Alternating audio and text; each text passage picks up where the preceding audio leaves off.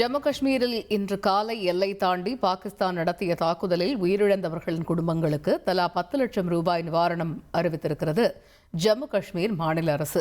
இதுகுறித்து அறிவோம் செய்தியாளர் ரமேஷ்குமார் இணைகிறார். Over to you Ramesh. Jammu காஷ்மீரில் பல இடங்களில் பாகிஸ்தான் அத்துமீறி தொடர்ந்து தாக்குதல் நடத்தி வருகிறது. பொதுமக்களை குறிவைத்து பாகிஸ்தான் நடத்தி வரும் தாக்குதலின் காரணமாக பொதுமக்கள் சிலர் காயமடைந்திருப்பதோடு சிலர் உயிரும் கூட இழந்திருக்கின்றனர். குறிப்பாக ஜம்மு காஷ்மீரை சேர்ந்த ஒரு காவல்துறை அதிகாரியான ராஜீவ்குமார் தாப்பா பிரைவேட் லிமிடெட் கம்பெனி ஆரம்பிக்கலாமா இல்ல பார்ட்னர்ஷிப்ல ஆரம்பிக்கலாமா? எது கன்ஃபியூஷன்? ஒரு எக்ஸ்பர்ட் கிட்ட பேசிரோம். எப்படி பாஸ் வாலா பி தி பாஸ். இந்த நிலையில் இந்த ஷெல் தாக்குதலில் உயிரிழந்தோரின் குடும்பத்தினருக்கு 10 லட்சம் ரூபாய் நிவாரணமாக வழங்கப்படும் என ஜம்மு காஷ்மீர் முதல்வர் உமர் அப்துல்லா அறிவித்திருக்கிறார்.